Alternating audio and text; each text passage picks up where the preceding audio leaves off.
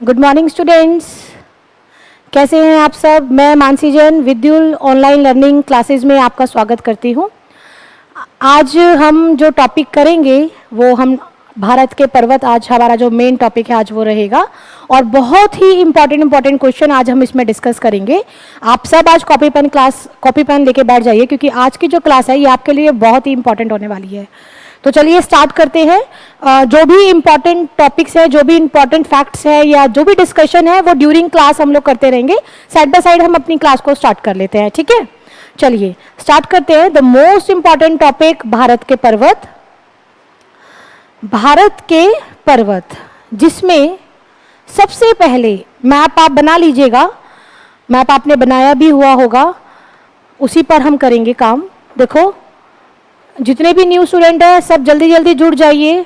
Class हमने start कर दी है और आप लोगों के लिए आज की क्लास बहुत इंपॉर्टेंट होने वाली है। सबसे ऊपर 3 पर्वत श्रेणियां हम देखते हैं, काराकोरम, लद्दाख और जस्कर। इन्हें कहा जाता है ट्रांस हिमालयास। ट्रांस शब्द का अर्थ क्या होता है? ट्रांस शब्द का अर्थ होता है उस पार, आर पार। ट्रांस हिमालय यानी हिमालय के पार, क्योंकि हिमालय यहां है, हिमालय यहां है। तो हिमालय, देखो हिमालय के बारे में आप एक बात ध्यान रखना, हिमालय पर्वत जो है ये विश्व का सबसे ऊंचा पर्वत है, सबसे हाईएस्ट। विश्व की जितनी भी ऊंची ऊंची चोटियां हैं वो हिमालय पर्वत पर है। विश्व के 10 ऊंचे शिखर, इस बात को आप ध्यान रखिएगा, इंपॉर्टेंट क्वेश्चन है, नोट कर लीजिए। विश्व के 10 ऊंचे शिखर हिमालय पर्वत पर हैं, ठीक है। हिमालय पर्वत विश्व का सबसे ऊंचा पर्वत है। क्वेश्चन है भाई, नोट कर लीजिए सभी स्टूडेंट्स। हिमालय पर्वत, अगर आपको पूछा जाए विश्व का सबसे ऊंचा पर्वत, highest mountain range of world, तो हमारा आंसर होगा हिमालय।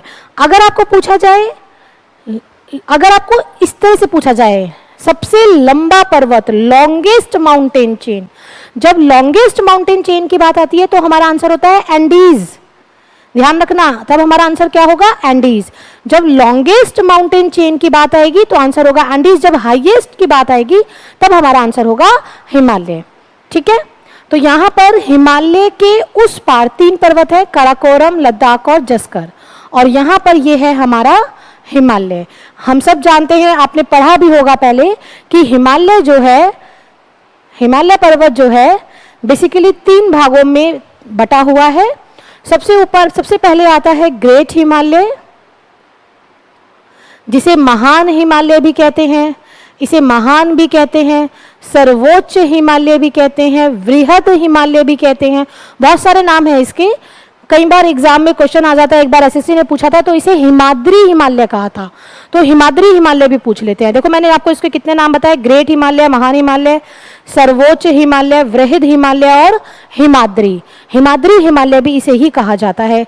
देन बीच में है हमारा मध्य हिमालय, मध्य हिमालय, मध्य हिमालय को लघु हिमालय भी कहते हैं, इंग्लिश में बोल दिया जाता है मिडल हिमालय। और यहाँ पर है हमारा शिवालिक, शिवालिक रेंज, शिवालिक, ठीक है। जो शिवालिक रेंज है हिमालय की, ये सबसे नवीनतम मानी जाती है। और वैसे कुछ हम अगर यूपीएससी लेवल की क्लास की बुक्स के अंदर देखते हैं, यूपीएससी लेवल पे पढ़ते हैं, तो इसके 4 भाग कर दिए जाते हैं और जो चौथा पार्ट होता है इसका वो होता है जो हमने देखा ट्रांस हिमालय। तो आपको ध्यान रखना है, अगर आप दे रहे हैं दिल्ली पुलिस, एसएससी, इतना लेवल पर दे रहे हैं, एसएससी एलडीसी दे रहे हैं, दिल्ली पुलिस कांस्टेबल, एचसेट, सीटेट, तो आपको ध्यान रखना है हम 3 भागों में वर्गीकृत करते हैं। लेकिन जब यूपीएससी करता है तो यूपीएससी इसे भी हिमालय का भाग जोड़कर इसी के साथ करता है। लेकिन वैसे जो ट्रांस हिमालय है इसे तिब्बती हिमालय भी कहा जाता है, क्योंकि इसका अधिकांश भाग तिब्बत हिमालय में है। क्योंकि इसका जो अधिकांश भाग है, शायद अगर यहाँ से नहीं दिख रहा है तो मैंने इस ग्रेट हिमालय के जस्ट साइड में, यहाँ पर साइड में जोड़ा है ट्रांस हिमालय। अगर कुछ बच्चे कह रहे हैं कि मैम इधर बोर्ड के इस साइड नहीं दिख रहा है तो यहाँ इसको लिख देती हूँ, ट्रांस हिमालय, इसे तिब्बती हिमालय भी कहा जाता है, ठीक है भाई, clear. Trans Himalaya, great Himalaya, मध्य हिमालय और शिवालिक। हिमालय जो है विश्व का सबसे क्या है, ऊंचा ऊंचा पर्वत है। ठीक है, अब देखो हम बात करते हैं यहाँ पर, इधर है सिक्किम, यहाँ पर है सिक्किम, राइट। इधर अगर हम देखें तो सबसे पहले हम देख लेते हैं नेपाल में माउंट एवरेस्ट। जहां पर भी अगर मैं पीक बनाऊंगी, चोटियां अगर मैं बनाऊंगी, पीक अगर मैं बनाऊंगी, तो इसका मतलब वो क्या है, माउंटेन रेंज है, वो शिखर है। ठीक है, तो ये यहां पर हमने बनाया है mount Everest. Mount Everest, mount Everest विश्व की सबसे ऊंची चोटी है, highest peak of the world. हमेशा ध्यान रखिएगा, विश्व का सर्वोच्च शिखर माउंट एवरेस्ट 8,848 मीटर। कुछ जगह अभी 50 मिलना शुरू हो गया है, लेकिन फिर भी आपको इसका ध्यान रखना है, 8,848। माउंट एवरेस्ट कहाँ पर है, तो देखो ये क्या है, हम क्योंकि स्टार्टिंग की जो मेरी क्लासेस है, जितने बच्चे आज फर्स्ट डे जुड़े हैं उनको मैं ये चीज बता देना चाहूंगी कि आप लोग क्लासेस लगाइए। जो लास्ट 2 क्लासेस और हुई हैं जिसमें हमने भारत के पड़ोसी देश, राज्य, राजधानियां देखा है, वो बहुत इंपॉर्टेंट टॉपिक है, वो भी जरूर लगाइएगा। यूट्यूब पर भी अवेलेबल होगा और यहाँ पर भी रिकॉर्डेड लेक्चर्स में वो अवेलेबल होगा। यहाँ नेपाल में है माउंट एवरेस्ट 8,848 मीटर। ठीक है, माउंट एवरेस्ट को नेपाल में सागर माथा कहा जाता है। माउंट एवरेस्ट को पृथ्वी का तीसरा ध्रुव भी कहते हैं। देखो 2 ध्रुव होते हैं ना, नॉर्थ पोल, साउथ पोल, पृथ्वी के 2 ध्रुव होते हैं, उत्तरी ध्रुव और दक्षिणी ध्रुव। क्योंकि ये हमारे पृथ्वी का सर्वोच्च बिंदु है, इसलिए क्योंकि ये हाईएस्ट पॉइंट है, इसलिए इसे पृथ्वी का तीसरा ध्रुव भी कहा जाता है। सागर माथा कैसे ध्यान रखेंगे आप, आपको अगर कभी मौका मिले नेपाल जाने का, काठमांडू जाने का, या आप में से जो बच्चे कभी काठमांडू गए हुए हैं तो आप लोग देखिएगा, वहां पर क्या है कि सभी शॉप्स पर लिखा होता है सागर माथा टॉय शॉप, सागर माथा कन्फेक्शनरी, क्योंकि वहां पर हिमालय को पूजा जाता है। इसलिए वहां पर जैसे हम लोग जाते हैं वैष्णो देवी की तरफ तो लिखा होता है वैष्णो ढाबा एक्सेट्रा एक्सेट्रा, ऐसे आप काठमांडू जाएंगे, नेपाल जाएंगे तो वहां सब जगह आपको सागर माथा के नाम से शॉप्स मिलेंगी। तो यहाँ पर ये बात मैंने इसलिए बताई कि आपको ध्यान रहे कि माउंट एवरेस्ट को नेपाल में क्या कहा जाता है, सागर माथा। माउंट एवरेस्ट क्या है भाई, विश्व की सबसे ऊंची चोटी, विश्व की सबसे ऊंची चोटी। ठीक है, चलिए आगे चलते हैं। हाईएस्ट पीक हो गया फर्स्ट नंबर पे। उसके बाद आ जाइए, जो हमने यहाँ पे 3 बनाया था, कराकोरम, लद्दाख और जस्कर, यहां पर है केटू शिखर। केटू, केटू का दूसरा नाम है गॉडविन ऑस्टिन, 8,611 मीटर। यहां पर फोकस करेंगे, अब केटू पर ध्यान दीजिए, केटू पर फोकस कीजिए। केटू 8,611 मीटर, दूसरा नाम है गॉडविन ऑस्टिन। कहां पर दिखाई दे रही है आपको, काराकोरम पर दिखाई दे रही है। तो जो ये केटू है, ये विश्व की, ध्यान देना, it is the world second highest peak, विश्व की दूसरी ऊंची चोटी है केटू। किस पर है, काराकोरम पर है। अब अगर आपको पूछा जाए, ध्यान से सुनिए, क्वेश्चन पर फोकस करें। अगर आप लिख रहे हैं तो 2 मिनट अपने पेन को स्टॉप कर क्वेश्चन, नेक्स्ट क्वेश्चन जो बोल रही हूं उस पर ध्यान दीजिए। देखो, अगर आपको क्वेश्चन आए विश्व की सबसे ऊंची चोटी, तो माउंट एवरेस्ट, विश्व की दूसरी ऊंची चोटी तो केटू, केटू का दूसरा नाम गॉडविन ऑस्टिन। लेकिन अगर आपको पूछा जाए भारत की सबसे ऊंची चोटी, तो हम भारत की सबसे ऊंची चोटी भी हमेशा किसे बोलते हैं, केटू को ही बोलते हैं, गॉडविन ऑस्टिन। कई बार ऑप्शन में केटू नहीं होता, ध्यान से सुन लीजिए, Delhi police, Chandigarh police, UP police, option में केटू नहीं होता। ऑप्शन में आपको क्या मिलेगा, गॉडविन ऑस्टिन। आप तो कहेंगे जी इतना मुश्किल सा नाम है, कैसे याद करें।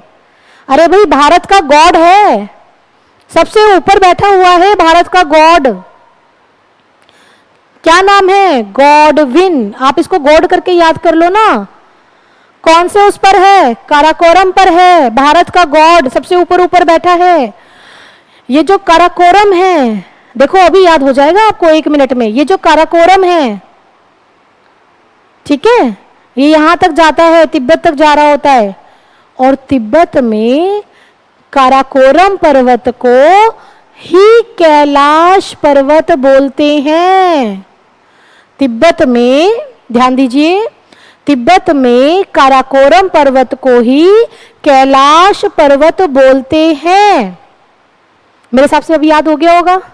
कैलाश पर्वत, गॉडविन, काराकोरम, कनेक्ट कर लीजिए ना, जोड़ लीजिए आपस में, इसको जोड़ लीजिए, इसको जोड़ लीजिए, इसको जोड़ लीजिए, इसको जोड़ लीजिए। देखो के, काराकोरम, कैलाश पर्वत, गॉड, अब नहीं भूलेंगे ना, अब आपको हमेशा के लिए ये याद रहेगा, ठीक है। तो भारत की सबसे ऊंची चोटी केटू, केटू कहाँ है? तो मैंने आपको लास्ट क्लास में बताया था कि ये इतना कट गया है, इससे ऊपर ऊपर अब लद्दाख है। ये सारा क्या है? ये सारा लद्दाख है। तो अगर पूछा जाएगा केटू कहाँ है, लद्दाख में है। लेकिन लद्दाख में भी कहाँ है? लद्दाख में भी ये पाकिस्तान ने जो क्षेत्र कब्जाया हुआ है, जो पीओके है, पीओके, पाकिस्तान ऑक्यूपाइड कश्मीर, तो ये उस क्षेत्र में है। यानी पूरी तरह से हमारी टेरिटरी में नहीं है, पूरी तरह से हमारे अधिकार में नहीं है, पीओके क्षेत्र में है, पाक अधिकृत कश्मीर क्षेत्र में है। इसलिए एग्जामिनर क्वेश्चन को फिर घुमा के पूछता है, एग्जामिनर क्वेश्चन को फिर घुमाता है और पूछता है भारत के पूरी तरह से अधिकार में आने वाली सबसे ऊंची चोटी, भारत के पूरी तरह से highest peak of India that entirely comes in Indian territory, जो पूरी तरह से भारत के अधिकार क्षेत्र में आती हो। तो भारत के अधिकार क्षेत्र में जो पूरी तरह से आने वाली चोटी है वो है कंचनजंगा। भारत के अधिकार क्षेत्र में आने वाली चोटी कंचनजंगा कहां पर है भाई? सिक्किम में। सिक्किम तो हमारा अपना है, इसलिए हम इसे कह सकते हैं ना कि अधिकार क्षेत्र में आने वाली सबसे ऊंची चोटी। तो अधिकार क्षेत्र में आने वाली सबसे ऊंची चोटी कंचनजंगा। अब दोबारा से एक बार क्वेश्चन सुनिएगा, मैं दोबारा से रिवाइज करवा रही हूं क्योंकि ये बहुत इंपॉर्टेंट है, बहुत बार एग्जाम में पूछा जाता है। सबसे ऊंची चोटी, विश्व की सबसे ऊंची चोटी, highest peak of world, mount Everest. Second highest peak of world, Godwin Austen या K two. Third highest peak of world, विश्व की तीसरी ऊंची चोटी। अब ध्यान दो, मैंने ये जो नंबर लिखे हैं, देखो यहां पे मैंने लिखा था फर्स्ट माउंट एवरेस्ट के लिए, सेकंड केटू, थर्ड कंचनजंगा। तो ये हमने क्या बना दिया है, ये विश्व के 3 सबसे ऊंची ऊंची चोटियां बनी हैं, फर्स्ट नंबर पे, सेकंड नंबर पे और थर्ड नंबर पे। क्लियर? यहां तक एकदम समझ में आ गया। अब थोड़ा सा और गहराई में चलते हैं, एसएससी सीजीएल लेवल तक थोड़ा सा टच करते हैं, या वो बच्चे जो यूपी पुलिस एसआई की तैयारी कर रहे हैं, जितने बच्चे यूपी पुलिस एसआई कर रहे हैं, जितने बच्चे दिल्ली पुलिस एसआई कर रहे हैं, सीपीओ एसआई कर रहे हैं, उनके लिए थोड़ा सा डीप टच करते हुए चलते हैं हम। देखो एक क्वेश्चन देखा था मैंने सीपीओ एसआई के अंदर, वो आपसे डिस्कस कर रही हूं। लद्दाख और जस्कर पर्वत श्रेणियों के बीच में से कौन सी नदी निकलती है? लद्दाख और जस्कर, लद्दाख और जस्कर के बीच में से कौन सी नदी बहती है? तो देखो ये लद्दाख है, ये जस्कर है, ये कैलाश पर्वत या काराकोरम है। तो इनके बीच में से, मैं ये ब्लू लाइन यहां से रफ कर रही हूं क्योंकि रिवर बनाएंगे तो कंफ्यूज ना हो, इसलिए मैं इसको यहां पे दोबारा से ब्लैक कर देती हूं। अब हम इनके बीच में ब्लू कलर से रिवर्स ड्रॉ करेंगे, ठीक है। तो देखिए यहां से ये आती है सिंधु नदी, पूरे पाकिस्तान में से फ्लो करती हुई आती है, और इधर से आती है कैलाश पर्वत और लद्दाख के बीच में से श्योक नदी, श्योक नदी, श्योक, ठीक है। इधर लिख देते हैं इसको, कौन सी रिवर? श्योक नदी। इंग्लिश मीडियम वाले बच्चे इसे ऐसे नोट कर लेंगे, श्योक, श्योक और सिंधु। ऊपर मैंने श्योक बनाई है, उसके नीचे मैंने सिंधु बनाई है। तो यहाँ पे 2 क्वेश्चन बनते हैं, ध्यान दीजिएगा। फर्स्ट क्वेश्चन मैं दोबारा से बोल रही हूँ, फर्स्ट क्वेश्चन बनता है कि कैलाश पर्वत बोलेगा या काराकोरम, काराकोरम और लद्दाख के बीच में से कौन सी नदी बहती है? तो श्योक, ये है श्योक, वाई लिख रही हूं यहाँ पे, ठीक है। लद्दाख और जस्कर के बीच में से कौन सी नदी बहती है? तो जो ये नीचे मैंने रिवर ड्रॉ करी है ये है सिंधु, ये है सिंधु। सिंधु को क्या कहते हैं इंग्लिश में? इंडस। तो यहां पे आई लिख देते हैं, ठीक है। ये कौन सी रिवर है? ऊपर वाली, यानी कि इन दोनों के बीच में है श्योक नदी और इन दोनों के बीच में है इंडस। ये very very important question, CPO SI के अंदर आया हुआ क्वेश्चन है, तो आप इसको अच्छे से लिख लेंगे, नोट कर लेंगे। इन दोनों के पर्वत के बीच में कौन सी नदी, इन दोनों के पर्वत बीच के कौन सी नदी बहती है, ठीक है भाई। उसके बाद एक और क्वेश्चन देखिए, क्वेश्चन आया था दिल्ली पुलिस एसआई के अंदर, पूछा गया था कि जो लेह है, लेह वो कौन सी नदी के किनारे है? तो जो लेह है वो यहां पर कौन सी रिवर के किनारे होगा? सिंधु नदी के किनारे। लद्दाख, लेह लद्दाख आपने सुना होगा, तो लेह कौन सी नदी के किनारे है? सिंधु। ये सिंधु नदी के कौन से तट पर है? तो अगर सिंधु ऐसे फ्लो कर रही है, किस साइड फ्लो कर रही है? ये वेस्ट। ध्यान दीजिएगा, जब हम रिवर्स ऑफ इंडिया देखेंगे तो बहुत बार एग्जाम के अंदर क्वेश्चन आता है कि कौन सी नदी ऐसी है जो ईस्ट टू वेस्ट फ्लो करती है, कौन सी ऐसी है जो वेस्ट टू ईस्ट फ्लो करती है, यानी पूरब से पश्चिम या पश्चिम से पूरब। तो क्योंकि ये पूरब से पश्चिम की ओर, वेस्ट की तरफ, इस तरफ आ रही हैं, वेस्ट है ना, ये वेस्ट की तरफ फ्लो कर रही हैं, तो ये इसका कौन सा तट बनेगा? दाहिना तट। सिंधु नदी के दाहिने तट पर, सिंधु नदी के, देख लीजिए इसको, सिंधु नदी के दाहिने तट पर कौन सा शहर बसा हुआ है? लेह। ठीक है, ये बहुत ही गहन टॉपिक है, बहुत ही डीप टॉपिक है। जितना मर्जी अगर हम यूपीएससी लेवल पे करने लगेंगे तो इसके अंदर और बहुत ज्यादा, बहुत सारे पॉइंट्स यहीं पर और हम डिस्कस करेंगे। या फिर जो बच्चे हमारी पेड क्लासेस को ज्वाइन करेंगे तो वो इनको देखेंगे कि हम इस टॉपिक को और बहुत ज्यादा गहराई में करवाएंगे उन बच्चों के लिए जो एनडीए, सीडीएस, यूपीएससी या फिर सीपीओ एसआई हायर लेवल पे जो तैयारी करते हैं, एसएससी सीजीएल वगैरह के लिए, वो हम यहाँ पे डिस्कस करेंगे। ठीक है, तो देखो यहाँ पे मैंने आपको क्वेश्चन दिए हैं दो, श्योक नदी, सिंधु नदी, लेह, राइट। किन किन के बीच में कौन कौन है वो आपने देख लिया। यहां से ये देख लिया आपने कि काराकोरम को कैलाश पर्वत कहते हैं और इन तीनों को ट्रांस हिमालय या फिर तिब्बती हिमालय कहते हैं। अब यहां से एक क्वेश्चन और देखिए, बहुत ही इंपॉर्टेंट क्वेश्चन है। देखो क्वेश्चन आता है, ग्रेट हिमालय और मध्य हिमालय के बीच में कौन सी घाटी है? मध्य हिमालय और शिवालिक के बीच में कौन सी घाटी है? तो अगर हम बात करें ग्रेट हिमालय और मध्य हिमालय की, तो इन दोनों के बीच में या जो घाटी है, या तो घाटी पूछ लेता है या पूछता है कौन सा भाग है जो इन दोनों को अलग करता है। तो इन दोनों के बीच में जो घाटी है उसे कहते हैं कश्मीर वैली। कश्मीर वैली कहो या कश्मीर घाटी। इन दोनों के बीच में जो वैली है, वैली यानी जो घाटी है, तो इन दोनों के बीच में है दून वैली। दून वैली या फिर दून घाटी। ठीक है, ऐसा ही एक क्वेश्चन यूपीएससी में पूछा गया था कि ग्रेट हिमालय और इससे आगे मैंने एक चौथा जोड़ा था तिब्बती हिमालय। ठीक है, उसको मैं यहाँ पे कर रही हूँ ताकि आपको दिखाई दे, क्योंकि लास्ट टाइम यहाँ से कट गया था। तिब्बती हिमालय ये बन गया हमारा क्या? ट्रांस हिमालय। आई होप आपको दिख रहा होगा, ट्रांस हिमालय। और फिर यहाँ पे ये आ गया ग्रेट हिमालय। अगर मैं मैप में दिखाऊं तो ये मैंने यहाँ हिमालय बनाया था, ये बीच वाला भाग, ये बीच वाला भाग क्या बोला है मैंने इसको? ट्रांस हिमालय और तिब्बती हिमालय, ट्रांस हिमालय और हिमालय, यानी तिब्बती हिमालय और ग्रेट हिमालय। इनका जो बीच वाला भाग है, इन्हें कौन अलग करता है? इनको कौन अलग करता है? तो जो ये डॉटेड एरिया मैंने बनाया है, अगर मैं यहां दिखाऊं तो ये जो डॉटेड एरिया होगा इसको कहते हैं शच्चर जोन। यहां लिख देते हैं, इधर से रफ कर देते हैं, इसको कहते हैं शच्चर जोन। प्लीज आप नोट कीजिए, शच्चर जोन। शच्चर जोन क्या है? शच्चर जोन ट्रांस हिमालय और ग्रेट हिमालय को अलग करने वाला क्षेत्र है, अलग करने वाला भाग है, इसे कहा जाता है शच्चर जोन। ठीक है भाई, चलिए आगे चलते हैं। आई होप आपने यहां से ये सब नोट कर लिया होगा। ठीक, चलिए आगे करते हैं।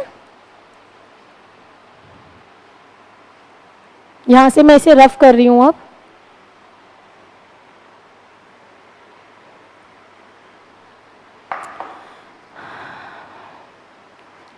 उसके बाद यहां पे आता है अरावली। अरावली।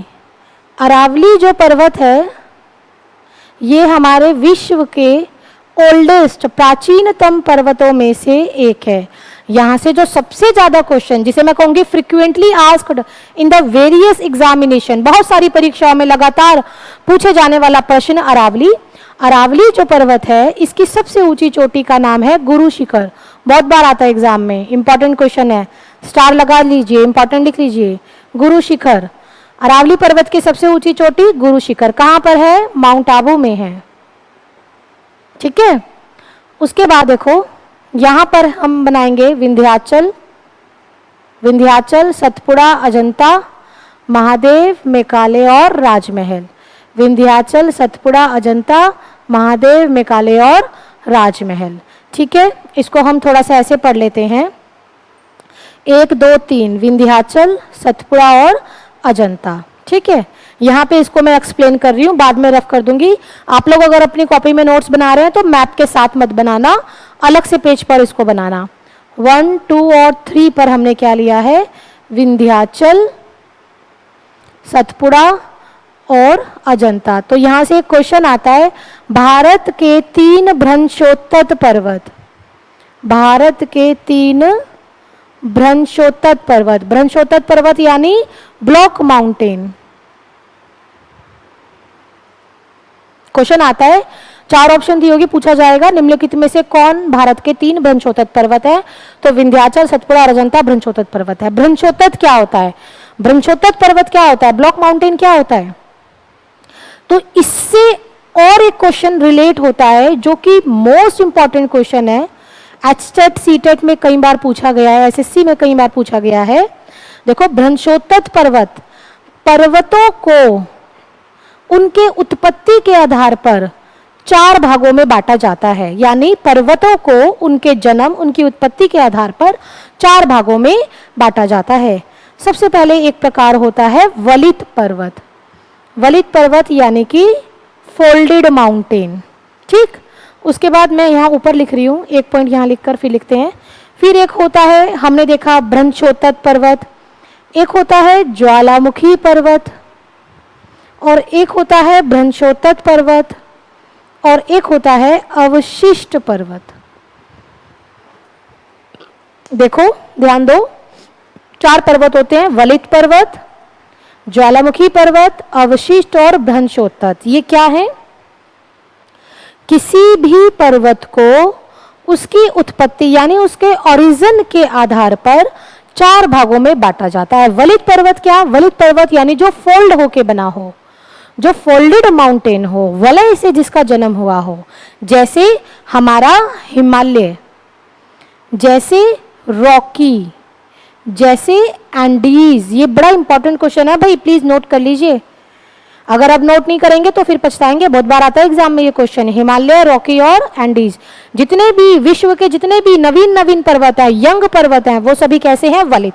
वलित क्या होता है? तो देखो, जहां ये जो इंडिया है, इसके ऊपर ये जो यहाँ हिमालय है, थोड़ा सा ऐसे समझिएगा, यहाँ पर कभी टेथिस नाम का सागर बहता था, टेथिस सागर।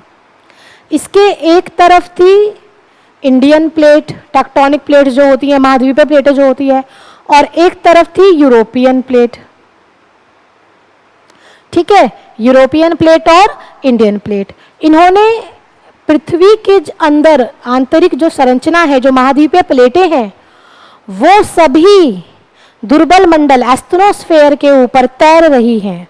तैरते तैरते या तो एक दूसरे के समीप आ रही हैं, आपने सुना होगा महाद्वीप तैर रहे हैं सभी के सभी, तैरते तैरते या तो एक दूसरे के समीप आती हैं या एक दूसरे से दूर जाती हैं। तो ये दोनों प्लेटें एक दूसरे के समीप आ रही हैं। तो जैसे ये समीप आ रही हैं, तो इन प्लेटों के एक दूसरे के तरफ खिसकने की वजह से यहाँ पर जो टेथिस सागर का मलबा था, वो यहाँ पर हिमालय के रूप में ऐसे खड़ा हो गया। टेथिस सागर का जो मलबा था वो हिमालय के रूप में यहाँ पर ऐसे खड़ा हो गया। तो देखो ये कैसे बना है? वलय से बना है ना, फोल्ड होके बना है ना। तो कई बार क्वेश्चन आता है कि जहां आज हिमालय है, या फिर हिमालय किसके अवशेषों पर बना है। तो हिमालय किसके अवशेषों पर बना है? हिमालय टेथिस सागर के अवशेषों पर बना है। तो वलित पर्वत क्या, आप बड़े अच्छे से समझ गए होंगे। उसके बाद ज्वालामुखी पर्वत, जो ज्वालामुखी लावे के विस्फोट के बाद उसके जमने से बनता है। अवशिष्ट पर्वत, अवशिष्ट इंग्लिश में बोलते हैं रिलिक्ट माउंटेन या रेजिडुअरी माउंटेन। अवशिष्ट पर्वत जो अवशिष्ट पदार्थ, मृत पेड़ पौधे, जीव जंतु, मृदा अपरंदन, इनके अवशेषों से जो बनता है। और भ्रंशोत्तक पर्वत क्या होता है? देखो, जहां पर ये जो भारत का जो प्रायद्वीपीय पठार है, ये ऊंचा ऊंचा उच्चावत जो इसका है वो ऊंचा उठा हुआ भूभाग है। तो जिस तरह से सपोज ये अगर पठार है तो पृथ्वी की आंतरिक हलचल के कारण इसका कुछ हिस्सा भ्रंश हो गया। भ्रंश का मतलब नीचे धंस गया, भ्रंश हो गया। पृथ्वी की आंतरिक हलचल के कारण जमीन जब नीचे धंस गई, यानी जो भ्रंश जो हो गया, उस भ्रंश होने की वजह से 3 खंड खड़े रह गए।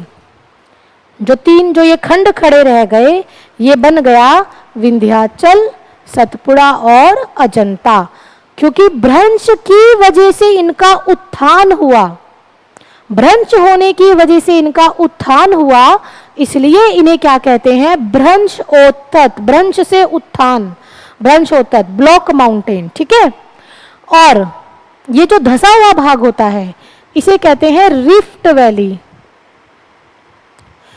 हिंदी में बोलते हैं भ्रंश घाटी, हिंदी में बोला जाता है भ्रंश घाटी, रिफ्ट वैली, ठीक है। और यहां पर बहती है, इन दोनों के बीच में से गुजरती हैं 2 नदियां, नर्मदा और ताप्ती। ये भी बड़ा इंपॉर्टेंट क्वेश्चन है, एग्जाम के अंदर आ जाता है। विंध्याचल और सतपुड़ा के बीच में से कौन सी नदी बहती है? सतपुड़ा और अजंता के बीच में से कौन सी नदी बहती है? जैसे मैंने आपको श्योक नदी और सिंधु नदी बताई थी, ऐसे ये 2 नदियां और यहाँ मैंने आपको बताई है, इन दोनों के बीच में से गुजरने वाली, बहने वाली, ठीक है। ये क्वेश्चन आ सकता है। तो ये मैंने आपको 4 पर्वतों के प्रकार भी बता दिए। देखो यहाँ से क्वेश्चन आता है कि निम्नलिखित में से कौन एक भ्रंशोत्तत पर्वत है, निम्नलिखित में से कौन एक वलित पर्वत है। तो आपको पता होना चाहिए कि पर्वतों को उसकी उत्पत्ति के आधार पर 4 भागों में बांटते हैं। इस सेक्शन को आप अलग से नोट्स में बना लेना, ये अपने आप में एक टॉपिक है, अपने आप में क्वेश्चन है, बहुत इंपॉर्टेंट, ठीक है। चलिए आगे चलते हैं।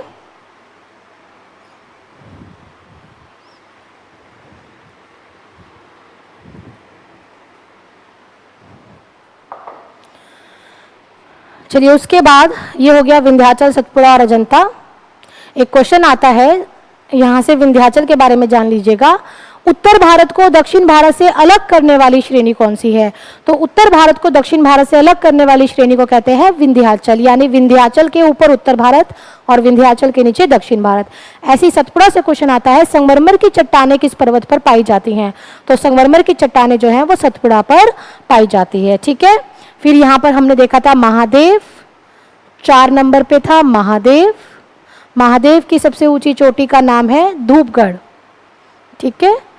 5th नंबर पर है मेकाले, मेकाले इंपॉर्टेंट है, अभी हम डिस्कस करेंगे। और 6th नंबर पर मैंने बनाया था राजमहल। मेकाले जो है, मेकाले की सबसे ऊंची जो चोटी है उसका नाम है अमरकंटक। और ये चोटी नुकीली इस तरह से त्रिकोणी ना होकर गुम्बद आकार की है। मेकाले की जो चोटी है अमरकंटक, वो गुम्बद आकार की है। गुम्बद आकार की कैसी हो गई? क्योंकि इसमें से 4 नदियां निकलती है और इन 4 नदियों ने इस पर्वत को लगातार घिस दिया, जिस वजह से ये कैसी हो गई? गुम्बद आकार की। तो ये भी मैं मोस्ट इंपॉर्टेंट क्वेश्चन कहूंगी, frequently asked in the examination, कि अमरकंटक से निकलने वाली नदियां, अमरकंटक से निकलने वाली 4 नदियां, ये देखो 4 नदियां कौन कौन सी नदी निकलती है? नर्मदा, ठीक है, सोन, केन और महानदी। नोट कर लीजिएगा, नर्मदा, सोन, ये लिखा है मैंने केन, सोन, केन, नर्मदा और महानदी। ताप्ती नहीं निकलती। ये वाला क्वेश्चन जब भी दिया होता है ना, तो यहाँ पे ताप्ती भी दिया होता है, तो ध्यान रखिएगा, क्योंकि नर्मदा ताप्ती हमेशा साथ साथ दिखती हैं।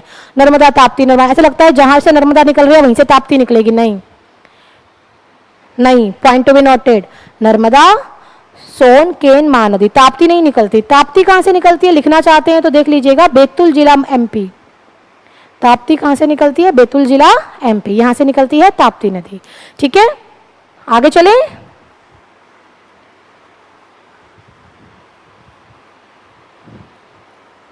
चलिए आगे चलते हैं।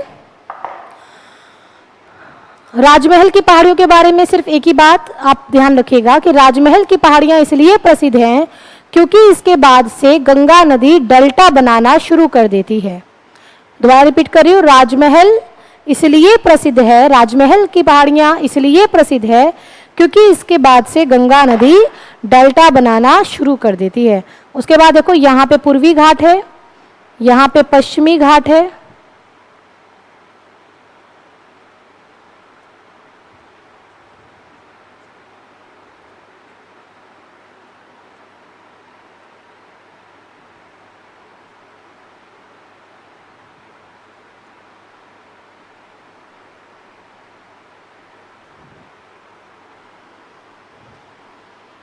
ये है हमारा पूर्वी घाट। पूर्वी घाट का जो पर्वत श्रेणियां हैं वो कटी कटी हैं, इसलिए मैंने इसे कटा कटा बनाया है। एक तरफ हमने पश्चिमी घाट बनाया है। Very very important question, this is western Ghats, पश्चिमी घाट, वेस्टर्न घाट्स। पश्चिमी घाट का दूसरा नाम सहयाद्री भी है, बहुत बार आता है एग्जाम में।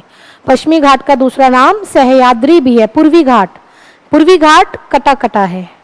ठीक है, अगर पूछा जाए दोनों में से ऊंचा कौन है, तो दोनों में से ऊंचा हमारा पश्चिमी घाट है। पश्चिमी घाट की जो ऊंचाई है वो 900 से 1100 मीटर के लगभग है। पूर्वी घाट की जो ऊंचाई है वो 700 से 900 मीटर के लगभग है। तो ये जो है ये ज़्यादा ऊंचा है, ज़्यादा हाईएस्ट, इसलिए इसकी जो सबसे ऊंची चोटी है वो महाबलेश्वर है। महाबलेश्वर किसकी? पश्चिमी घाट या सहयाद्री की सबसे ऊंची चोटी। पूर्वी घाट की सबसे ऊंची चोटी का नाम है महेंद्रगिरी। महेंद्रगिरी ये चोटी का सिंबल होता है। ठीक है, उसके बाद एक क्वेश्चन आता है, पूर्वी घाट को एसएससी ने सीजीएल लेवल पे कॉन्टिन्यूस पूछा था, कई बार रिपीट करा था क्वेश्चन कि पूर्वी घाट और पश्चिमी घाट को जोड़ने वाली पहाड़ियां। तो पूर्वी घाट और पश्चिमी घाट को जोड़ने वाली पहाड़ियां हैं नीलगिरी की पहाड़ियां। नीलगिरी, नीलगिरी को जंक्शन पॉइंट बोला जाता है। नीलगिरी की पहाड़ियां पूर्वी घाट को पश्चिमी घाट से जोड़ती है। नीलगिरी की सबसे ऊंची चोटी का नाम है दोदा बेटा। दोदा बेटा, नीलगिरी की सबसे ऊंची चोटी का नाम है दोदा बेटा। जो दोदा बेटा है ये दक्षिण भारत की दूसरी ऊंची चोटी है, second highest peak of south India, या फिर क्या कहेंगे पेनिनसुलर इंडिया। पेनिनसुलर इंडिया यानी कि प्रायद्वीपीय भारत की दूसरी ऊंची चोटी, या फिर क्या कह रहे हैं इसको, पेनिनसुलर इंडिया। प्रायद्वीपीय भारत की दूसरी ऊंची चोटी का नाम क्या है? दोदा बेटा। वेरी वेरी इंपॉर्टेंट क्वेश्चन, जो क्वेश्चन इंपॉर्टेंट होता है मैं उसे बार बार फोकस करती हूँ। क्या क्वेश्चन रिपीट करा है कि दक्षिण भारत की या प्रायद्वीपीय भारत की दूसरी ऊंची चोटी का नाम दोदा बेटा। किस पर है? नीलगिरी पर है। ये दूसरी है तो पहली कौन है भाई? तो पहली जो है वो यहां पर है, अन्नामलाई की पहाड़ियों पर। अन्नामलाई, अन्नामलाई की पहाड़ियों पर चोटी का नाम है अन्नाईमुड़ी। अन्नाईमुड़ी, अन्नाईमुड़ी क्या है? Anamudi is the highest peak of south India. It is the, ये क्वेश्चन बहुत इंपॉर्टेंट है, प्रायद्वीपीय भारत की सबसे ऊंची चोटी, दक्षिण भारत की सबसे ऊंची चोटी, क्या नाम है? अन्नाईमुड़ी। क्या नाम है भाई? अन्नाईमुड़ी। दक्षिण भारत की सबसे ऊंची चोटी अन्नाईमुड़ी, दूसरी ऊंची चोटी दोदा बेटा। देखो जो नीलगिरी है इसे हमें वैसे भी याद रखना है क्योंकि नीलगिरी पूरे भारत में चंदन के जंगलों के लिए प्रसिद्ध है। नीलगिरी पर्वत श्रेणी पूरे भारत में चंदन के जंगलों के लिए प्रसिद्ध है। नीलगिरी जो है, इस पर एक बड़ा इंपॉर्टेंट क्वेश्चन है, एचसीएस की परीक्षा में आया था, हरियाणा सिविल सर्विसेज में। नीलगिरी पर टोडा जनजाति रहती है। टोडा जनजाति पूछा गया था, टोडा जनजाति कहाँ रहती है? तो भारत में टोडा जनजाति नीलगिरी के जंगलों पे रहती है। टोडा जनजाति जितने बच्चे हायर लेवल पे तैयारी करते हैं, जैसे CGL लेवल है, HCS लेवल है, या CDS या NDA है, तो वो बच्चे ध्यान दें कि आपको ट्राइब्स से भी क्वेश्चन आते हैं, जनजातियों से भी क्वेश्चन आते हैं। आपको भारत की विभिन्न जनजातियां, उनकी संस्कृतियां, उनके लोक नृत्य, या फिर कोई उनके बारे में कोई पर्टिकुलर विशेष बात जो उन्हें विश्व में प्रसिद्ध बनाती हो, वहां से आपको एग्जाम में क्वेश्चन आ सकते हैं। आपको उन्हें तैयार करना है अच्छे से। जैसे देखो, एक जाति की मैं आपको विशेषता बता रही हूं, टोडा जनजाति। ये विश्व की एकमात्र ऐसी जनजाति है, यह विश्व की एकमात्र ऐसी जनजाति है, the only vegetarian tribe of the world. विश्व की एकमात्र वेजिटेरियन शाकाहारी जनजाति। कौन सी जनजाति है ये? टोडा जनजाति। ठीक है भाई, चलिए यहां तक हो गया, इसको आप नोट कर लीजिए। उसके बाद हम इस पूर्वी घाट पर आते हैं। पूर्वी घाट मैंने आपको बताया कटा कटा है। ये कटा कटा क्यों है, इस तरह से इसके अलग अलग भाग क्यों हो गए हैं? ये कटा कटा इसलिए है, आई गेस आपने ये उतार लिया होगा, यहां से रफ कर देते हैं।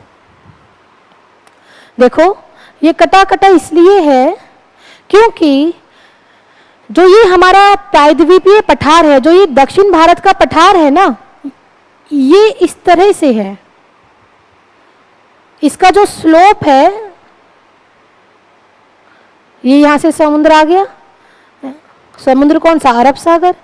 इधर से ये क्या आ गया? बंगाल की खाड़ी। इधर अरब सागर।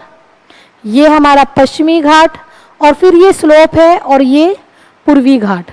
ठीक है, तो कौन ज्यादा ऊंचा बना? पश्चिम, वेस्ट, पूरब का कम। तो जो भी नदियां निकलती हैं वो पश्चिम से पूरब की ओर बहती हैं। भारत की अधिकांश नदियां पश्चिम से पूरब की ओर बहती हैं। तो जैसे गोदावरी, कृष्णा, कावेरी नदियां इधर से वेस्ट से निकलती है, ईस्ट की ओर फ्लो करती हैं, क्योंकि ढलान ही इस तरफ का बनता है।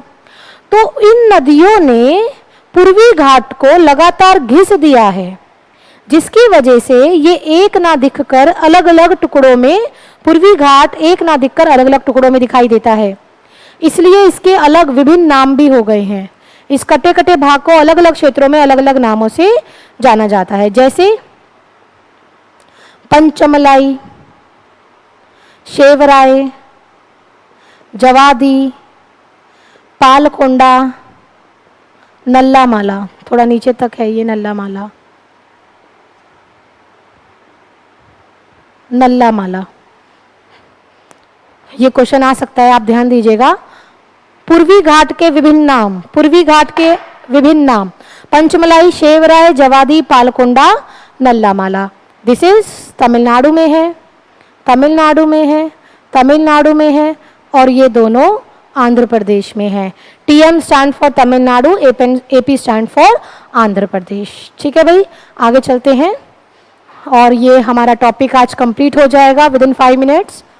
इसके बाद आप इसके क्वेश्चंस प्रैक्टिस कीजिएगा। देखो, यहाँ पे कौन सा राज्य बताया था हमने? मेघालय। मेघालय में है गारो, खासी और जयंतिया की पहाड़ियाँ। गारो, खासी और जयंतिया। गारो, खासी और जयंतिया कहाँ पर है? मेघालय में है। ठीक, मेघालय में विश्व की सबसे ज्यादा बारिश होती है। क्यों होती है? क्योंकि एक बार जब यहाँ पे बादल घुस जाते हैं ना, तो इन पहाड़ियों से, गारो, खासी, जयंती की पहाड़ियों से टकरा टकरा कर सारी बारिश इधर ही कर देते हैं, इसलिए तो इसका नाम मेघालय है। उसके बाद यहाँ पे पहाड़ियाँ हैं, इन्हें पूर्वांचल श्रेणियाँ भी बोलते हैं। पटकोई, नागा, लुसाई। पटकोई, नागा और लुसाई। यहाँ गुजरात में है एक गिर पर्वत। गिर पर्वत की सबसे ऊंची चोटी का नाम है गिरनार। ठीक है, तो ये हो गया हमारा टॉपिक कंप्लीट, भारत के पर्वत। It is very very important question. दोबारा एक बार बताना चाहूंगी, जो बच्चे आर्मी की तैयारी कर रहे हैं, रेलवे की तैयारी कर रहे हैं, या फिर जो विभिन्न पोस्ट ऑफिस की वैकेंसीज निकलती हैं, या HTET, CTET, UPTET, किसी भी स्टेट का, RTET हो, बिहार टेट हो, किसी भी स्टेट का टेट एग्जाम हो, या टीचिंग की परीक्षा हो, डीएसएसबी की परीक्षा हो, या फिर Delhi police, Chandigarh police, Haryana police, UP police हो, या फिर आपका एसएससी की परीक्षा हो, तो ये जो टॉपिक है ये सभी परीक्षाओं के लिए बहुत ही इंपॉर्टेंट टॉपिक है। ये मैंने बेसिक लेवल पर आपको पढ़ाया है। इसमें हमने मैक्सिमम इंपॉर्टेंट क्वेश्चन हमने यहाँ पे कवर किए हैं। एक क्वेश्चन अभी पढ़ाते पढ़ाते मेरे माइंड में आ रहा था, बड़ा ही अच्छा क्वेश्चन है, रेलवे की परीक्षा में मैंने देखा था। जैसे माउंट एवरेस्ट क्या है, विश्व की सबसे ऊंची चोटी, अगर आपको भारत का सर्वोच्च बिंदु पूछा जाए, भारत का सबसे ऊंचा भाग पूछा जाए, तो भारत का सबसे ऊंचा भाग K2, सर्वोच्च बिंदु K2। लेकिन अगर आपको भारत के अधिकार क्षेत्र में पूछा जाए तो कंचनजंगा। इसी तरह क्वेश्चन आता है द लोएस्ट पॉइंट, जैसे हाईएस्ट पॉइंट इंडिया का ये हो गया, हाईएस्ट पॉइंट ऑफ इंडिया। ऐसे ही अगर आपको पूछा जाए lowest point of India, lowest यानी सबसे निम्नतम बिंदु भारत का, हाईएस्ट पूछा है तो लोएस्ट भी तो पूछ सकता है। तो भारत का जो सबसे लोएस्ट पॉइंट है, यहां से इसे रफ करके लिख रहे हैं हम, आप लोग नोट कर लीजिएगा, दैट इज कुटानड। कुटानड, कुटानड कहां पर है, केरल में। -2.5 मीटर है ये सी लेवल से, it is below sea level, low sea level. समुद्र स्तर से जो हाइट मेजर की जाती है उससे भी लो लेवल पर है कुटानड, ठीक है। कुटानड जो है it is very very famous place, इसको वेटलैंड भी बोला जाता है, वेटलैंड लेक इंग्लिश में, Kuttanad wetland lake, it is the lowest point, ठीक है। यहां पर जो है चावल की खेती बहुत ज्यादा होती है, तो कुटानड को केरल का राइस बाउल बोलते हैं, केरल का राइस बाउल कुटानड को बोलते हैं। और यहाँ पर पीने योग्य पानी अवेलेबल नहीं है, ये जो एरिया है नो पोटेबल वाटर, पीने योग्य पानी यहाँ पर अवेलेबल नहीं है। बहुत ही फेमस, आप इसको आज गूगल पे सर्च कीजिएगा, आपको इसके बारे में बहुत सारी जानकारी मिलेगी। हमारे भारत का एक विशेष क्षेत्र है ये कुटानड, ठीक है, sugar ball, sorry rice ball of Kerala, ठीक है। सो दैट्स इट, आज की क्लास हम यहीं पे ख़त्म करते हैं। आई होप आपको आज की क्लास पसंद आई होगी। और लास्ट में एज यूजुअल छोटी सी रिक्वेस्ट करना चाहूँगी, आप में से जिन बच्चों को क्लास अच्छी लगी है वो प्लीज़ शेयर कीजिए, लाइव जुड़िए, लाइव नहीं जुड़ पाते हैं उस टाइम अगर व्यस्त हैं, क्योंकि हमारे साथ बहुत सारी मैरिड लेडीज़ भी जुड़ी हुई हैं, जो फैमिली है, सुबह सुबह फैमिली का ब्रेकफास्ट करना है एंड ऑल। तो आप लोग बाद में यूट्यूब पर इस क्लास को ज़रूर देखिए, बहुत इंपॉर्टेंट क्लास है। कल की क्लास हम फिर कंटिन्यू करेंगे रिवर्स के टॉपिक के साथ, ठीक है भाई। चलिए देन ऑल द बेस्ट, खूब अच्छे से तैयारी कीजिए, इस पर प्रैक्टिस कीजिए, नोट्स बनाइए, उसके बाद इसके एमसीक्यू सॉल्व कीजिए, क्योंकि ये जो टॉपिक है ये सभी एग्जाम्स के लिए बहुत बहुत इम्पॉर्टेंट टॉपिक है, राइट। चलिए उतार लीजिए अच्छे से, 2 मिनट में आपको इसे उतारने के लिए देती हूँ, फिर हम इसे रफ करेंगे। इन बिटवीन अगर कुछ और माइंड में आता है तो एक बार मैं देख भी लूँगी।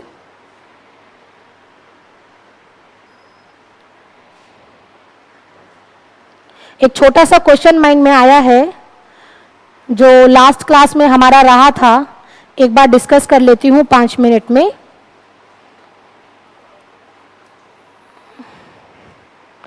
लास्ट क्लास में जब हम राज्य राजधानियां और केंद्र शासित प्रदेश देख रहे थे तो मुझे एक टॉपिक करवाना था तट, वो उस टाइम टॉपिक रह गया था, तो एक बार उसको शॉर्ट में यहाँ पर देख लेते हैं। देखो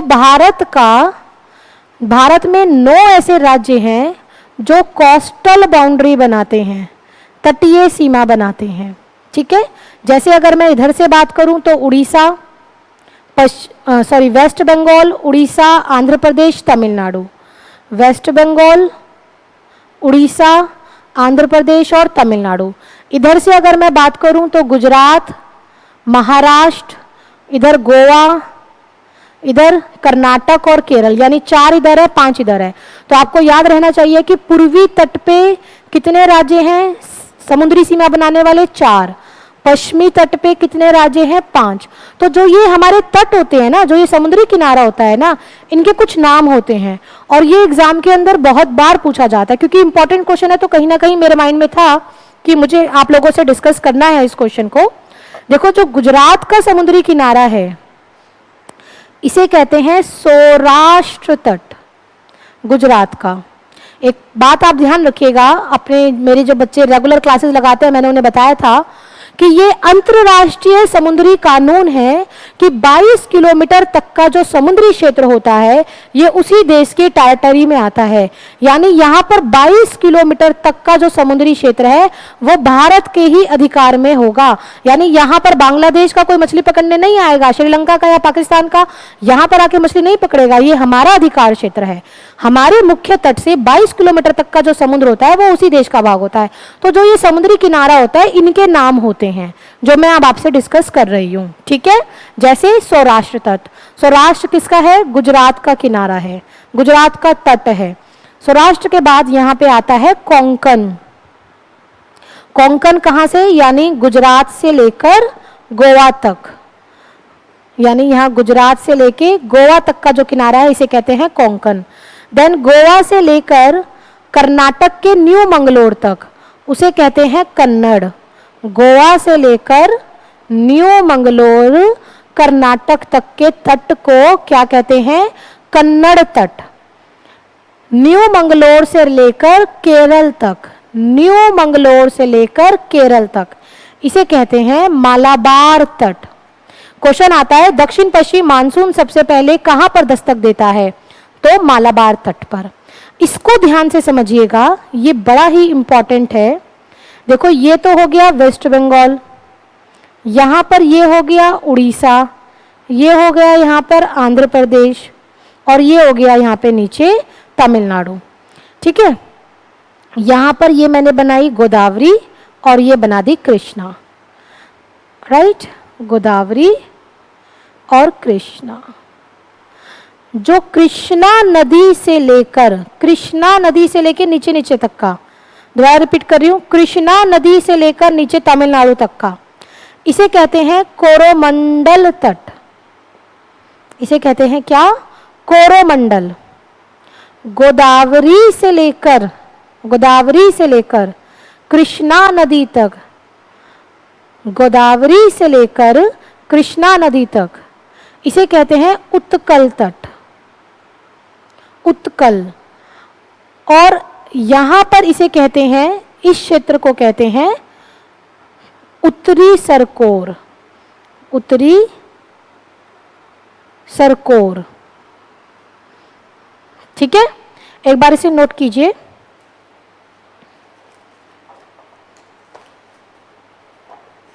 एक बार आप इसे ड्रॉ कीजिए, नोट कीजिए। मुझे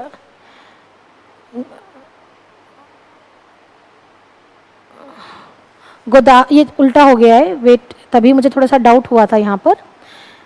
ये हमारा उत्तरी सरकोर है और ये उत्कल है, यानी गोदावरी से लेकर उड़ीसा तक।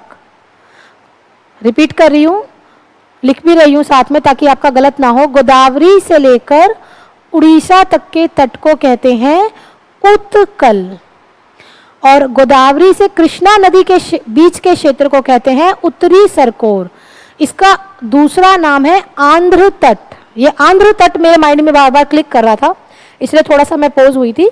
आंध्र तट, क्योंकि आंध्र प्रदेश के मेन रीजन हो गया ना ये गोदावरी और कृष्णा के बीच में। तो यहाँ पे आपको 3 नाम याद रखने हैं, कोरोमंडल, उत्तरी सरकोर या आंध्र तट और उत्कल। और फिर ये आ जाता है बांग्ला वाला, तो इसे तो बंग ही बोलते हैं, बंग क्षेत्र। आपने देखा होगा हमारे नेशनल एंथम में भी है द्राविड़ उत्कल बंग, तो वो इसी क्षेत्र का जिक्र है।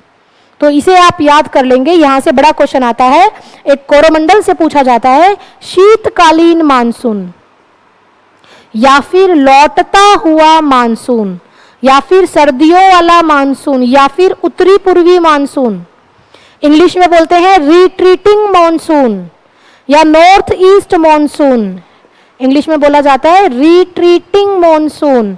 सबसे ज्यादा बारिश कहां पे करता है? तो रिट्रीटिंग मॉनसून सबसे ज्यादा बारिश कोरोमंडल तट पे करता है। ठीक है भाई, तो उतार लीजिए, फिर कल मिलते हैं। हमारे इस चैनल को लाइक कीजिए, सब्सक्राइब कीजिए, मुझे ज़्यादा से ज़्यादा कमेंट कीजिए जिससे मुझे आप सबका प्यार मिलता रहे, ठीक है। और आपकी अगर कुछ भी डाउट है, आपको बुक्स पूछनी है, आपको कुछ हमारे कोर्सेज के बारे में जानना है, आपको टॉपिक के बारे में कुछ भी जानना है, तो आप कमेंट कर सकते हैं। Definitely I will reply you. ठीक है भाई, that's it. Okay, thank you very much.